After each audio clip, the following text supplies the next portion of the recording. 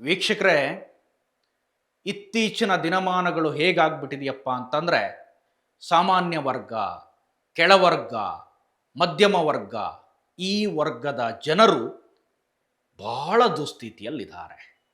ಕಾರಣ ಏನು ಅಂತಂದರೆ, ಒಂದಾದ ಮೇಲೆ ಒಂದಾದ ಮೇಲೆ ಒಂದಾದ ಮೇಲೆ ಒಂದರಂತೆ ದರ ಏರಿಕೆಯ ಬರೆ ಈ ಸಾಮಾನ್ಯ ವರ್ಗಕ್ಕೆ ತಡ್ತಾ ಇದೆ. ದಿನಸಿ ತೆಗೆದುಕೊಳ್ಳೋಕೆ ಹೋದರೆ ದರ ಏರಿಕೆ, ಕುಡಿಯೋ ನೀರನ್ನು ತೆಗೆದುಕೊಳ್ಳೋಕೆ ಹೋದರೆ ದರ ಏರಿಕೆ. ಯಾವ ಐಟಮ್ ಆದರೂ ತಗೊಳ್ಳಿ, ಸಾಮಾನ್ಯ ವರ್ಗದ ಜನ, ಇವ್ರ ಬಳಿ ಸಾಮಾನ್ಯ ವರ್ಗದವರು ಒಂದು ಬೈಕನ್ನೋ ಅಥವಾ ಸಣ್ಣ ಕಾರನ್ನೋ ಇಟ್ಕೊಳ್ಳೋಣ ಅಂತಂದರೆ ಪೆಟ್ರೋಲ್, ಡೀಸೆಲ್ ಬೆಲೆಯ ದರ ಏರಿಕೆ. ಹೋಗಲಿ, ಕಾರು ಬೈಕು ಏನೂ ಬೇಡ, ಸಾಮಾನ್ಯ ವರ್ಗದ ಜನ ಬಳಸ್ತಕ್ಕಂಥ ದಿನನಿತ್ಯದ ತರಕಾರಿಗಳು, ದಿನನಿತ್ಯದ ಸೇವೆಗಳಾದರೂ ಕಡಿಮೆ ರೇಟಿಗೆ ಸಿಗುತ್ತಾ ಕೇಳಿದ್ರೆ ಖಂಡಿತ ಇಲ್ಲ. ಅದಕ್ಕೂ ದರ ಏರಿಕೆಯ ಬಿಸಿ. ಕಾರಣ ಏನು ಅಂತಂದ್ರೆ ಮತ್ತಗೇನು ಪೆಟ್ರೋಲ್ ಡೀಸೆಲ್ ದರ ಏರಿಕೆ. ಹಾಗಾಗಿ ಸಾಮಾನ್ಯ ಜನರ ಬದುಕಿನ ಮೇಲೆ ನಿತ್ಯ ಈ ಸರ್ಕಾರಗಳು ಸವಾರಿ ಮಾಡ್ತಾ ಇದ್ದಾವೆ ಅಂತ ಹೇಳಿದರೆ ತಪ್ಪಾಗಲಿಕ್ಕಿಲ್ಲ. ಅದು ಕೇಂದ್ರವೇ ಇರಬಹುದು ಅಥವಾ ರಾಜ್ಯ ಸರ್ಕಾರವೇ ಇರಬಹುದು. ಸೊ ಏನೇ ತೆಗೆದುಕೊಳ್ಳೋಕೆ ಹೋದ್ರು, ಹೋಟೆಲ್ಗೆ ಹೋದರೆ ಒಂದು ಕಾಫಿ ಬೆಲೆ 30 ರೂಪಾಯಿ 20 ರೂಪಾಯಿ ಮೇಲಾಗಿದೆ. ಸಾಮಾನ್ಯ ಹೋಟೆಲ್ಗಳಲ್ಲಿ ನಾನು ಹೇಳ್ತಾ ಇರೋದು. ಬೀದಿ ಬದಿಯಲ್ಲಿ ತಿಂದರೂ ಕೂಡ ಅಲ್ಲೂ ಕೂಡ ದರ ಏರಿಕೆ, ಅವ್ರಿಗೂ ಕೂಡ ಗ್ಯಾಸ್ ಏರಿಕೆ, ಮತ್ತೊಂದು ಏರಿಕೆ. ಸೊ ಸಹಜವಾಗಿ ಇದೆಲ್ಲವೂ ಕೂಡ ಸಾಮಾನ್ಯ ಜನರ ಮೇಲೆ ಎಫೆಕ್ಟನ್ನು ಮಾಡ್ತಾ ಇದ್ದಾವೆ. ಬೆಂಗಳೂರಲ್ಲಿ ಕೆಲಸಕ್ಕೆ ಹೋಗೋ ಉದ್ಯೋಗಿಗಳಿಗೆ ಮೆಟ್ರೋ ದರ ಈಗಾಗಲೇ ದುಪ್ಪಟ್ಟು ಏರಿಕೆಯಾಗಿದ್ದನ್ನು ನಾವು ನೋಡಿದ್ವಿ. ಸೊ ಅದೇ ರೀತಿ ಸರ್ಕಾರಿ ಬಸ್ ಸೇವೆ ಏನೋ ಕರ್ನಾಟಕದಲ್ಲಿ ಫ್ರೀ ಆಗಿದೆ. ಫ್ರೀ ಬಸ್, ಮಹಿಳೆಯರಿಗೆ ಫ್ರೀ ಬಸ್ ಇದೆ. ಆದರೆ ಪುರುಷರ ಮೇಲೆ ದರ ಏರಿಕೆಯ ಬಿಸಿ ಮತ್ತಗೇನ್ ದುಪ್ಪಟ್ಟಾಗ್ತಾ ಇದೆ. ಕರ್ನಾಟಕದ ರಾಜ್ಯದ 4 ಸಾರಿಗೆ ನಿಗಮಗಳು ಸೇರಿದಂತೆ BMTC ಸೇರಿದಂತೆ ಎಲ್ಲ ಸಾರಿಗೆ ವ್ಯವಸ್ಥೆಯ ಬೆಲೆ ಮತ್ತೆ ದುಪ್ಪಟ್ಟಾಗುವ ಲಕ್ಷಣಗಳು ಕಾಣಿಸ್ತಾ ಇದೆ. ಕಳೆದ ಕೆಲವು ದಿನಗಳಿಂದ ಈ ಬಗ್ಗೆ ಅಧಿಕಾರಿಗಳ ವಲಯದಲ್ಲಿ ವಿಚಾರ ಚರ್ಚೆಯಲ್ಲಿತ್ತು. ಈಗ ಸಾರಿಗೆ ಸಚಿವರೇ ನೇರವಾಗಿ ಹೇಳಿದ್ದಾರೆ. ಹಿಂದೆ ನಗರಾಭಿವೃದ್ಧಿ ಸಚಿವರಾಗಿದ್ದರು ಬೈರತಿ ಸುರೇಶ್ ಅವರು, ಈ ಹಿಂದೆ ರಾಮಲಿಂಗಾರೆಡ್ಡಿ ಅವರು ಸಾರಿಗೆ ಸಚಿವರಾಗಿದ್ದರು. ಈಗ ಬದಲಾದ ಸನ್ನಿವೇಶದಲ್ಲಿ ಬೈರತಿ ಸುರೇಶ್ ಸಾರಿಗೆ ಸಚಿವರಾಗಿದ್ದಾರೆ. ಈಗಾಗಲೇ ಸಾರಿಗೆ ಅಧಿಕಾರಿಗಳ ನಿಗಮಗಳ ಮುಖ್ಯಸ್ಥರ MDಗಳ ಮೀಟಿಂಗ್ ಎಲ್ಲ ಆಗಿದೆಯಂತೆ. ದರ ಏರಿಕೆ ಆಗೋದಂತೂ ನಿಕ್ಕಿ, ಅದರಲ್ಲಿ ಯಾವುದೇ ಡೌಟ್ ಇಲ್ಲ. ಸಚಿವರೇ ಹೇಳಿಬಿಟ್ಟಿದ್ದಾರೆ, ದರ ಏರಿಕೆ ಮಾಡಿಲ್ಲ ಅಂತಂದರೆ ಎಷ್ಟೋ 5,000 ಕೋಟಿ ರೂಪಾಯಿಗಳ ನಷ್ಟದಲ್ಲಿ ಸಾರಿಗೆ ಇಲಾಖೆ ಇದೆ ಅಂತ ಹೇಳಿದ್ದಾರೆ. ದರ ಏರಿಕೆ ಮಾಡಿದರೆ ಅದೇ ಮತ್ತಗೇನು ನಾನು ಹೇಳ್ದಂಗೆ ಬಡವರ್ಗ, ಸಾಮಾನ್ಯ ವರ್ಗ, ಮಧ್ಯಮ ವರ್ಗ ಇವ್ರಿಗೇನೇ ಎಫೆಕ್ಟ್ ಬೀಳೋದು.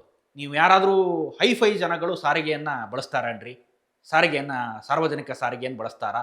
ಅಥವಾ ಲೋಕಲ್ ಟ್ರೈನ್ಗಳನ್ನು ಬಳಸ್ತಾರಾ? ಅಥವಾ ಲೋಕಲ್ ಬೋಗಿಗಳನ್ನು ಬಳಸ್ತಾರಾ? ಖಂಡಿತ ಬಳಸಲ್ಲ.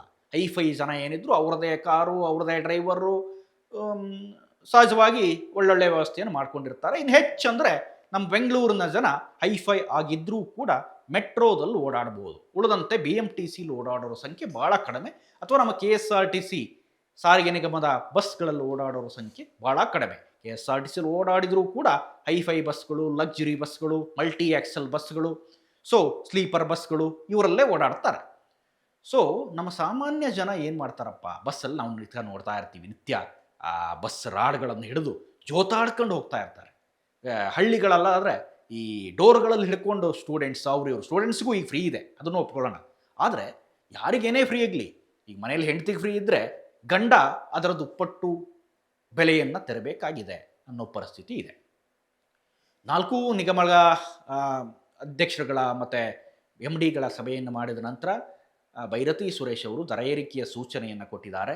ಪೆಟ್ರೋಲ್ ಆಯಿತು, ಕೇಂದ್ರದಲ್ಲಿ ಡೀಸೆಲ್ ಆಯಿತು, ಗ್ಯಾಸ್ ದರ ಏರಿಕೆ, ಹೋಟೆಲ್ದಲ್ಲಿ ದರ ಏರಿಕೆ ಎಲ್ಲ ಆದ ನಂತರ ಈಗ ಮತ್ತೆ ಸಾಮಾನ್ಯ ಜನರ ಬದುಕಿಗೆ ಒಂದು ರೀತಿ ಬೆಂಕಿ ಅಂತಲೇ ಹೇಳಬೇಕು ಇದನ್ನು.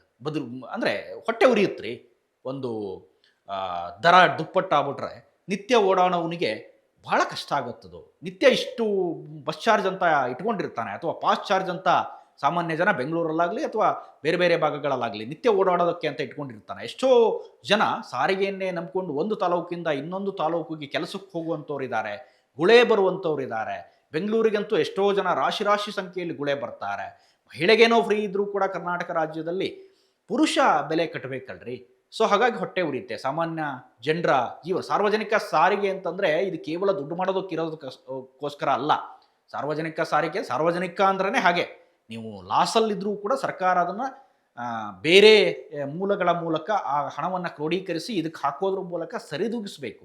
ಮತ್ತಗೈನ ನೀವು ದರವನ್ನು ಏರಿಸಿಬಿಟ್ರೆ ಸಾಮಾನ್ಯ ಜನರ ಜೇಬಿಗೆ ಕತ್ತರಿ ಮತ್ತು ಸಾಮಾನ್ಯ ಜನರ ಪಯಣ ಹೇಗೆ ಸಾಗಿಸೋದು, ಬಾಳಬಂಡಿಯನ್ನು ಹೇಗೆ ಸಾಗಿಸೋದು ಅನ್ನೋದೇ ಚಿಂತೆ ಆಗಿಬಿಡುತ್ತೆ.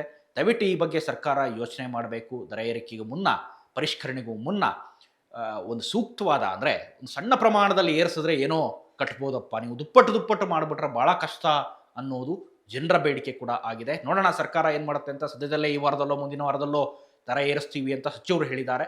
ಎಷ್ಟು ಮಟ್ಟಿಗೆ ಏರಿಸ್ತಾರೆ ಏನು ಅನ್ನೋದನ್ನು ಇನ್ನಷ್ಟೇ ಕಾದು ನೋಡಬೇಕಿದೆ. ಇದಿಷ್ಟು ಈ ಕ್ಷಣದ ಅಪ್ಡೇಟ್ಸ್. ಇಂಥದ್ದೇ ಮತ್ತಷ್ಟು ಕಂಟೆಂಟ್ಗಾಗಿ ನೋಡ್ತಾ ಇರಿ ಸುಮನ್ ಟಿವಿ ಕನ್ನಡ. ಹಾಗೆಯೇ ನೀವೇನಾದರೂ ನಮ್ಮ ಚಾನಲ್ನ ಸಬ್ಸ್ಕ್ರೈಬ್ ಮಾಡಿಲ್ಲ ಅಂತಂದರೆ ದಯವಿಟ್ಟು ಈ ಕೂಡಲೇ ಸಬ್ಸ್ಕ್ರೈಬ್ ಮಾಡಿ, ಶೇರ್ ಮಾಡಿ, ಲೈಕ್ ಮಾಡಿ ಮತ್ತು ಕಮೆಂಟ್ ಮಾಡೋದನ್ನು ಮರಿಬೇಡಿ. Thank you.